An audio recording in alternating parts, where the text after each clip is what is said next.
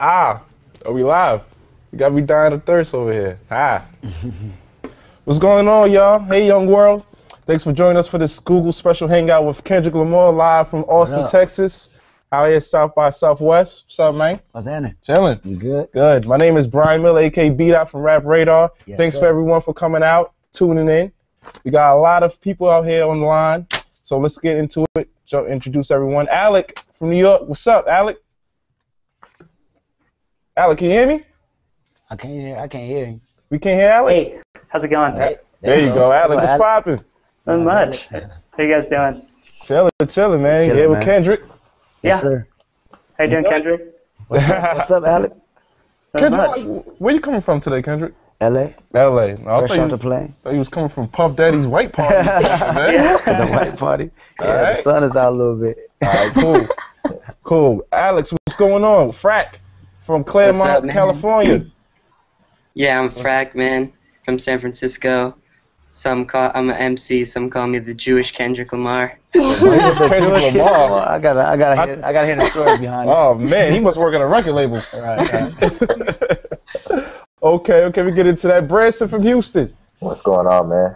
Let's go. Yo, we got the same shirt on, man. I think I got a different shirt. Do you want to see the rest of the shirt? Right. Branson, Kendrick, what's going on? Talk. What's going on, Kendrick? What's up, homie? How's it out in Houston? It's good, man. It's good. Houston's a place to be. I enjoyed the show at Warehouse Live, man. Oh, definitely. Nice, That was a good time. That was a good time. I heard you Yeah. packed that out. Yeah, it was fun. Oh, yeah. We're going to talk about that off camera. All right, Rochelle from Queens. Queens, what's going on? That's where I'm from. Queens. Yeah, you're just making fun of me. You missed it, Kendrick. He was making fun of me. He making fun of you. What he's doing? He's gonna throw a beef patty at me. She's Jamaican. What's going good, Rochelle? You feeling good? Yeah, I'm a little nervous. It's so real right now. It's real. Nervous. So real, It's a yeah. little intimate conversation. It's Yeah, we're just gonna have a good. There's no one watching. This is just Only us. millions of people. All right. That was dope. Kyle from Northeast LA. What's going on, Kyle? Chillin'. How are you guys? How you doing, Kendrick? We good. What up, boy? Spring chillin', break. Kyle? Spring break. That's what's up. That's what's up? Where do you go to school at? Occidental College. Accidental. Not Oh, quite. okay. It's an Not accident. quite. You weren't supposed to Occidental. be there. All right, cool. Northeast LA. How close is that to you? That's close. That's Alright. 15 minutes. Must be your neighbor. Yep. We got another Exactly. CA representative, Lena from Seal Hi. Yo, Beach. beat. Hi, Kendrick. How are you? What's up, Lena? Lena, What's up? Yes. Yes. how's Cali right now treating you, Lena? Cali is great. I know you miss it, Kendrick. Yeah. Sunny definitely outside, you know, palm trees. We're at that. I think it's like 75 degrees right now. So It ain't too bad out here, though. it isn't. Are you sure? Nah, it's about 75 degrees? 75 Is it? degrees. Yeah. Okay. I'm sweating though. Get that degree stick. Exactly. And last but not least, we got Lynn from NYC. Hello. What's going on, Lynn? Good. How are you? What's up? How you doing? What up, B? What part of New York you're from, Lynn? I'm in the East Village, actually. The East Village. Okay. After this is done, we're going to come to the Rap Radar office where But we of down in course. Soho. So check us out, man. Kendrick's been there before. Yep. But right now, we're at the Google Hangout office out here in Austin. Let's get into the first question. You ready for that? Yeah. All right, now, Branson, thanks for joining us. And, Branson, you want to tell us your question? Should I? Oh yeah, I can go ahead and tell it. All right, cool. Let's go ahead. Well, I mean, after listening to Good Kid, Mad City, what I realized is the art of storytelling has been lost to our generation. Right. So, what made you take that route for Good Kid, Mad City, and do it so elaborately in every way, shape, and form? I think that me taking on that concept really just comes from the inspiration, of what I like to listen to, what I've been listening to, just coming up being a student of the game in hip hop. From the Chronic to Reasonable Doubt, to Doggy Style, just a collective of music that I always liked. And I felt like the same way you said, this generation, lost that pocket of it, So if I'm part of this new school, I felt like it'd have been something fresh, for this new generation, something that they didn't understand at first, but now, you know, since somebody's at the forefront that they like, why not use my celebrity to put that stepping stone back in the game, and that's exactly what I want to do with it, you know. So it was all just really gathered from inspiration of what I like. Were there specific songs that kind of motivated you to go in that direction in terms of storytelling? Specific songs, yeah, songs like "Sing About Me," Shireen. I mean, like from other artists. Oh, from other artists. Yeah, definitely. Probably, I think "Politics as Usual" from a J record. Okay. Just the wit, right? You know, of how he talking, what he's talking about. Stillmatic. Stillmatic. A lot of Stillmatic. Okay. Yeah, a lot of people be like Illmatic. Yeah, but Stillmatic. One of my really joints dope. was Stillmatic. Right, that album was crazy for me. Yeah. Okay. Cool. So does that kind of answer your question, Branson, a little bit? Yeah, it really does. Because when I listen to Shireen, it really makes me realize that the story started before the story.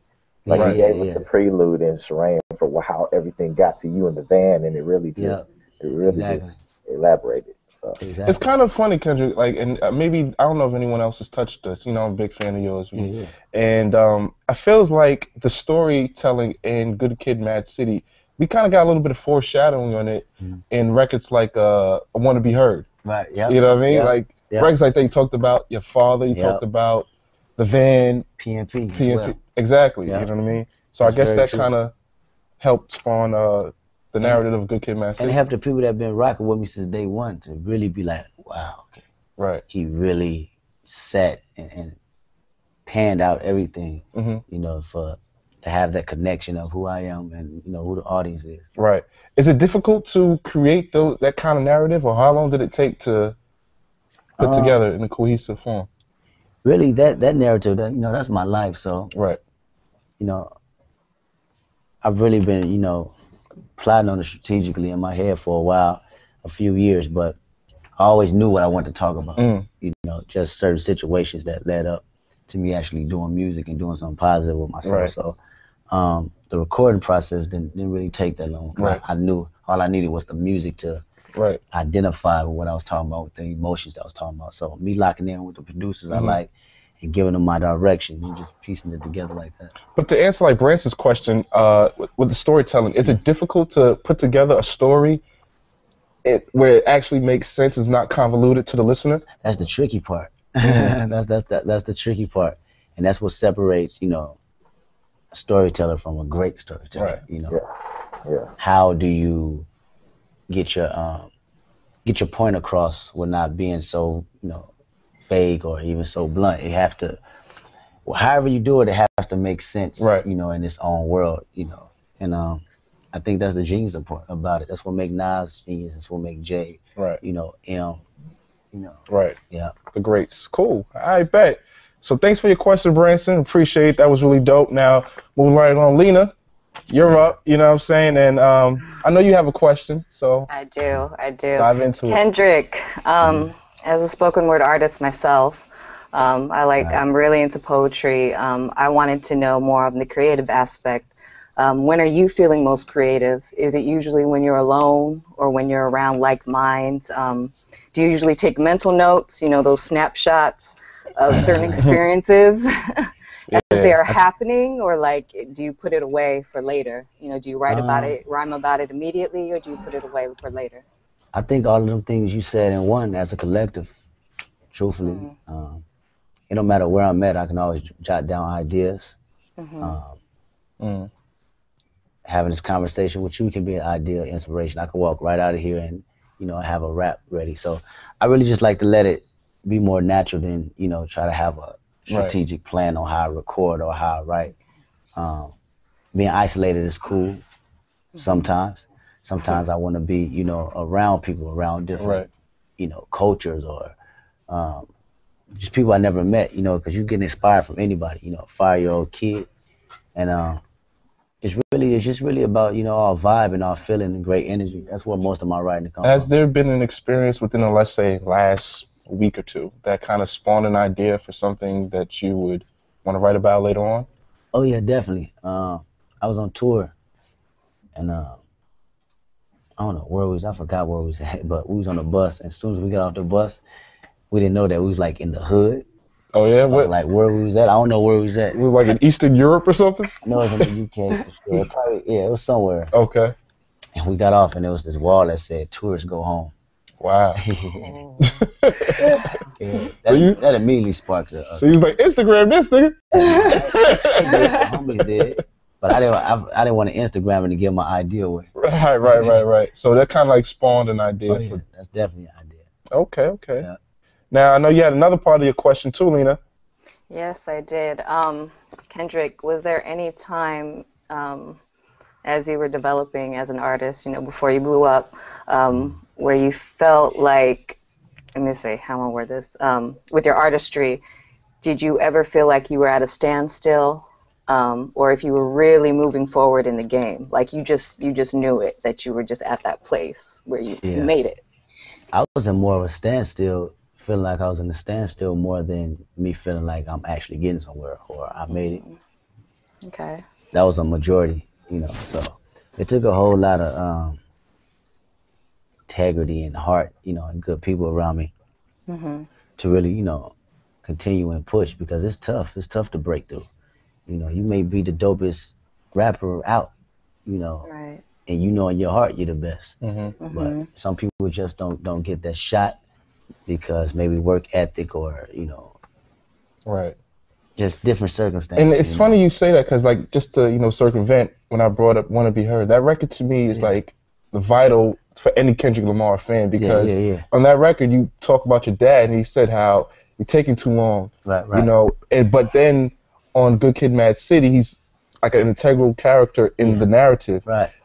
Was that motivating? Like how did that dynamic motivate you? Because if people are in your ear telling you like, when you're taking too long, you're doing this, you're doing that, and now you're at the top, how does that happen? I think the motivation truly comes from you having a great amount of confidence in yourself, because at the end of the day, all you have is your own heart.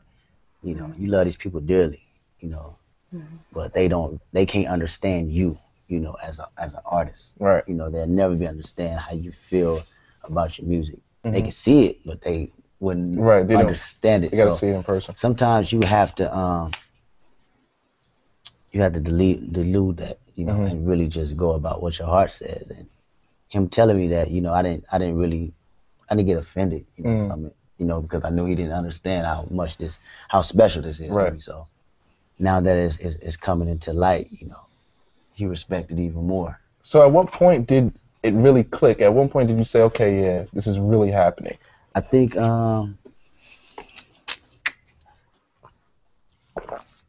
probably the moment Snoop and them came on stage. Yep, and passed that torch down. Right. That was probably one of the moments.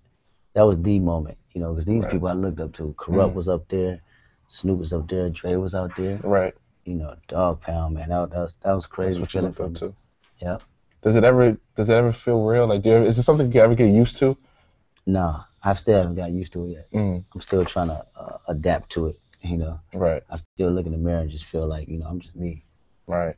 But I go out in public and people see me as this mega star, so it's like a weird feeling. Right. Yeah. Right. I got that same problem. Yeah. What you laughing at, Rochelle? You next up, man. Rochelle, I know you got a question. So what's on your mind, girl? Yeah. So Kendrick, I didn't get to say hi because I wanted to know, because your music is so honest and so vulnerable, and I know why you don't smoke and why you don't drink that much and why you're so focused. Right. I want to know, when's the last time you lied? Or last time I lied? Yeah. I think the last time I lied probably was like a few days ago to my little brother. Oh yeah? What'd you say? What I tell him? I think he tried to like. I had to lie to him because he lied to me. Like on some weird stuff, like try to get some money out of my pocket. Oh yeah? And so they do that. I had the little change in my pocket and put it off to the side. And I told him, I said, I promise you I don't have nothing. He's like, for real? He's like, put it on something. I said, I don't have nothing. Oh man. I was like, checking my pockets. He like pulled my pockets out and I had nothing in it and stuff. And I felt kind of bad though at the end, but he be on me though. You sound like a record label owner. I ain't got nothing. Okay, I know you got another part of your question too, Rochelle. Yeah, I do. The fact that your content and your frequency is so influential, how do you maintain relevance for your fans? You call this your family? And does being a role model intimidate you? Being a role model intimidate me? It used to. It used to, for sure. I think any thought, you know, when I say it used to, that's before, even before I start, you know, getting acknowledged, you know, knowing the fact that one day I will be a father, you know, and I have to have responsibility, you know, for the seeds I planted, you know, coming from me. But at the same time, it shows growth, you know, and how strong you are as a person really to accept and handle that responsibility. So I think with Good Kid, Mad City, it's really like a start of becoming someone or something to aspire kids out there to come from a dark place to a more positive place. That was the whole concept of the record. And I think as my career, you know, prolongs and stretches out, I will continue to do that. Do you think it's important for artists to be considered role models, or do you just think, hey, I'm just an entertainer? Truthfully, man, it's like almost inevitable, you know, to say that you're not. You get a kid in the ghetto, and he know that you come from that same place, but you're on TV. Right. You're a role model, whether you like it or not. You know, just off the fact that the kid is wild by you being on TV. So you can't say you're not a role model. You're a role model. Right, you're role model. on TV, period. Right. You know, so that's something that, you know, all entertainers got to accept at the end of the day. Yeah, they used to want to be like Mike, now they want to be like Kendrick, right? All right, Kyle, what's going on, man? Not much. How are you guys? Chilling, man. What's on your mind, man? Talk to us. I got a question about the naming of the album, actually, and you refer to it as a short film, which kind of inherently means there's a story that needs to be told throughout all of the songs. There's a greater story. Yeah. Was this something you chose to do consciously, or was it just naturally, this is how I want to do it? Because the other thing that comes with calling it as a film is it's going to put the viewer in a certain frame of mind and help us separate, and you can kind of do whatever you want with the fact that it is a film now. Great question. It's something I definitely decided to do consciously when I was making the music. Just off the simple fact I knew how I wanted to structure it. You know, when I was actually writing the songs, I wanted to make it feel like it was actually, you know, listening to a movie, like a soundtrack of a movie. So it definitely was a conscious effort, which made it easier for me to critique it and make the dynamics right as far as the skits and everything I want to talk about. Was that your decision to put like that little old school reel in the back and stuff like definitely, that? Definitely. Right. I wanted to make it feel like I felt like I was at a drive-in for a little bit. I wanted to make it feel like, you know, we was being recorded, right, you know, secretly. Gotcha. You know, I mean, we was under surveillance the whole time. Oh boy. Yeah. It is funny you say that, because it's like, with the good, is there something else you wanted to add on to, Kyle? Well, I was going to say it adds to the nostalgia. And like the film is the American myth, and it's our way of telling stories as a culture. So it's just really interesting that you made a conscious effort to include that into the naming of the album itself. Definitely. Thank you. Yeah, it was a real coming of age kind of story, you know what I mean? Like, you're 17, 10th grade, it pinpoints it exactly, you know what I mean? And for me, I always wanted to know, I mean, you opened up the album with a prayer. Yeah. You know, as a Christian and as someone who believes in God, that really meant a lot to me. Was that something conscious that you did that, or what was? I thought of that at the last minute. That's a good question. I thought of that like in mastering, because that prayer is originally Dying to Thirst, and I was just sitting back. It was like the last two songs done, and I was like, man, how? It'll start off with Shireen. I was like, okay, let me see how this album will start off. Like, this is my album. No, matter of fact, this is not my album. You know, this is a new artist that's coming out. I'm gonna pop a CD, boom. And then Shireen came on. That's dope. Right. And then we did Dying to Thirst. We was mixing Dying to Thirst. And I told Ali to stop. Let's put this Dying to Thirst prayer in front of the album, in front of Shireen, and I did the same trick again. Let me see how I feel now. Put it in. Dear God. Right. I was like, oh, that's it. It just sounds, just the dramatics of it, knowing, you know. It felt almost like, and you can stop me if I'm wrong. It felt kind of like a warrior praying before going into battle. Exactly.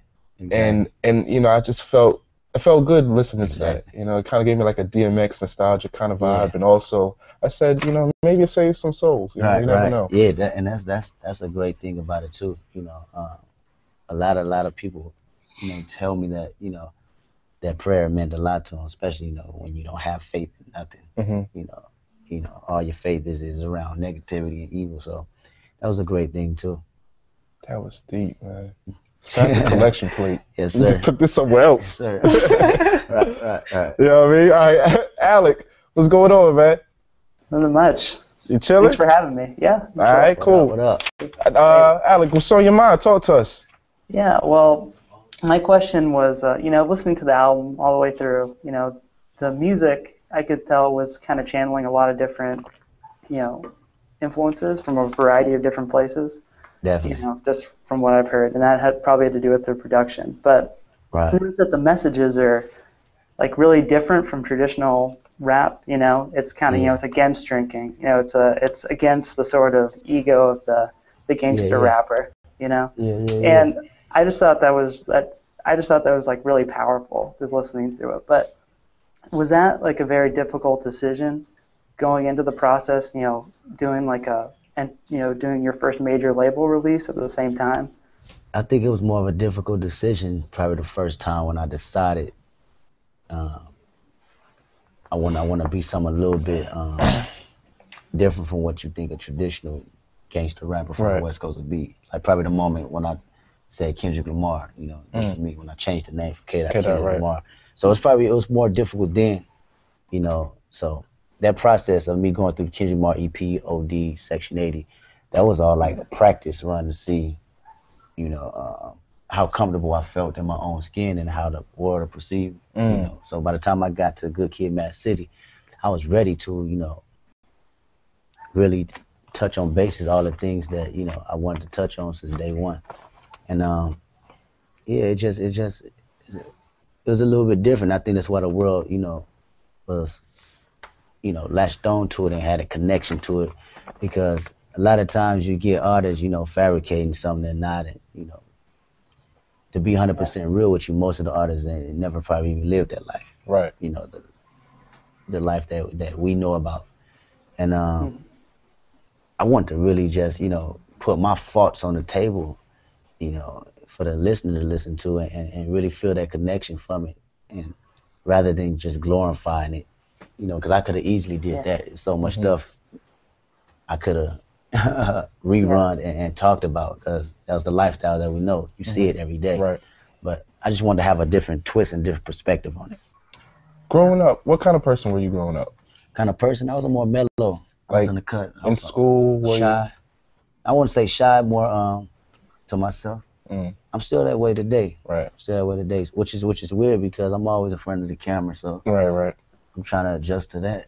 The reason why I ask is because it's like, you know, growing up, you and I aren't too far away from age, and you know what it's like, you know, going to school and maybe being, you know, no one wants to be the outcast. Everybody wants to be the in crowd. Sometimes you might want to not do things, art of peer pressure. Yeah, definitely. Because of your friends. Like, was that ever difficult? And being grown up in Compton, there's so many distractions. You have gangs, you have violence, you have a lot of different negative, you know, things that are drawing you. That's very true. To the negative side of things. That's very true. I think the only reason why I wasn't an outcast, more so like a loner, the only reason why was the fact that, you know, I had older, you know, cousins and relatives that was already in it. Okay. You know, and so me going to high school, they already know who I am because of your because of my family history. Right. So I wasn't too much of the out crowd. You know, I was more of the in crowd than anything, because that's so and so. Right, that's so and so's relative. Yeah, he played basketball and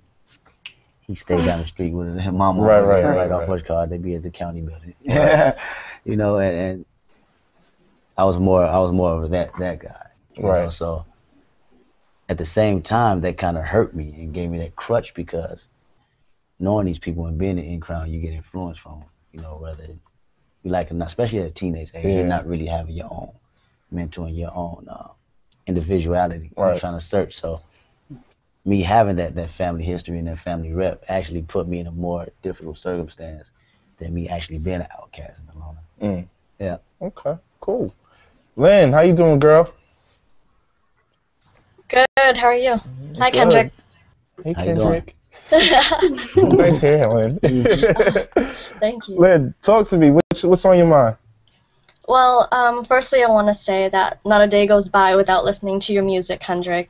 Listening to your album, it really changed music to me, and because it was so honest and vulnerable, and it was truly a piece of art. And I guess pop music now, or music on the radio, has lost a bit of that. But because it's so honest, you know, I realize that it's extremely difficult to make it in any industry, especially the music industry. Because, you know, instead of worrying about where your music is going, people are worrying about financial issues, their friends, their peer pressure, all these different factors. So I wanted to ask you, what's the best advice that you could give to an aspiring rapper or musician that's distracted by these things? Oh man, good question. I wrote this song on the Kendrick Lamar OD. Which one? I wrote it. It's probably one of my favorite records today. Oh, yeah? Cut You Off. Oh man. Yeah. Really? Oh, some people you just have to in order for you to be focused, you have to not necessarily throw them out your life forever. You just have to know when to pick and choose your battles with them, you know. So your best thing is to really focus on yourself rather than worry about what everybody else is going, you know, got involved, because then you lose focus and you lose sight, you know, and then they misery will come down on your creativity. You know, that's one thing that happened to me a few times. Was there ever a specific time there? I mean, we all have our moments, and you know, whether good or bad. But there's one specific time that just, you know, remember where you felt like, you know, this wasn't gonna happen. Yeah, a few times. What's the one that sticks out in your mind the most? On the industry side, I'll give you two on the industry side and more personal side. Personal side will be, or the industry side will be, when I went to an actual label and, you know, they asked me to do the specific type of song that was on the radio. I did that same type of song, and then another song had came out and hit #1. They told me to do this one. And it happened like 3 different occasions. And that right there made me feel like, you know, I wouldn't, I didn't meet the criteria of, you know, what it takes to be a superstar. Is this during the Def Jam days? Or yeah, it's probably right before that. Yep. Okay. Yeah, around the same area. Yep. Definitely. Not necessarily Def Jam. Okay. Probably another label, you know, when I was shooting, passing out demos and stuff like that.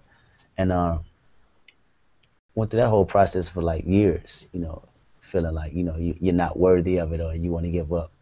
And on a more personal side, being the fact that, you know, Compton is so, you know, gang, you know, infested, and the culture of it so around, you go through everyday problems of, you know, having and losing loved ones and stuff like that. That right there can put a damper on your music, you know, because when you got real life situations coming on, creativity shuts out, you know, and strong people usually break through that and continue, you know, and use their music as a scapegoat, you know, to express their feelings of, you know, the actual pressures that's going on in the world. So really take them negative, you know, your negative surroundings or whatever you're going through, and use that as motivation, you know, to push, and use that as your words, use that as your light, you know, and you'll find yourself writing some of the most inspiring things, believe me, just off what you go through.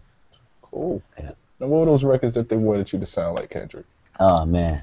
You don't remember the records? I do remember the record. Which record? It was a Phil Mob record. You remember Phil Mob? Phil Mob, yeah. Sick of Being Lonely kind of, right? One of them, it was that song. Okay. Sick of being lonely. That's still catchy. That's a good record. Yeah. Yeah. Yeah. You look like the group right now. Right. Yeah, it was that record, and it was something else that was out around that time. I don't know why I want to say. It had to be another ATL record. ATL record. Probably like Young Jock. They tried to get Kendrick to do a Young Jock record. Yeah. And I liked it, that song too a lot, so I did it. Oh my God. We're gonna keep that one in the vault. Down. Down. Oh man. Yeah. Where are they now? Oh man. Alex. Yo. Frank. What's poppin', man? It's your time to shine. All right, so man. You want some of this water? Yeah. As an MC, go ahead, shoot. As an MC and as an editor on Rap Genius, I realize how dense your bars are and how there's so much meaning behind each one. So my question is, in your writing process, are you at first letting the beat speak to you and then writing, or are you coming up with a concept and then going from there? Good question, Alex. Yeah, it's a great question. Vice versa. Like as of today, when I was writing today, it was more so the beat today. You know, before I came here, the beat feels a certain way, and it makes me want to express myself, you know, in the way that I'm feeling today. And it was more of a laid back, you know, type feel track today, and it was perfect. It matched perfectly. I got inspired by it. Mm-hmm. But sometimes I can have an idea, you know, and a concept, and sit down with one of the producers I've been working with, and we just build it from scratch like that, and surrounded by me giving him a melody or a certain lyric, you know, whatever inspires him from my actual writing of it, you know. So it's really vice versa, whatever comes natural. How do you write? Is it like old school BlackBerry pen, everything, pen and pad? Everything. When I was 17, I actually mastered, you know, not writing at all. You know, so that actually helps me when I don't have nothing to write with. Right. You know, still having that memory bank, I can still hold a few songs in my head. Nice. Yeah. You must have been a good student then, huh? Man, yeah. I listened when I wanted to.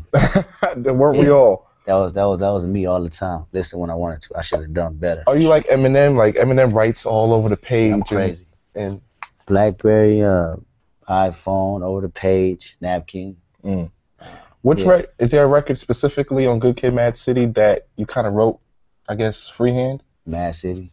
The whole Mad City. You wrote that with no...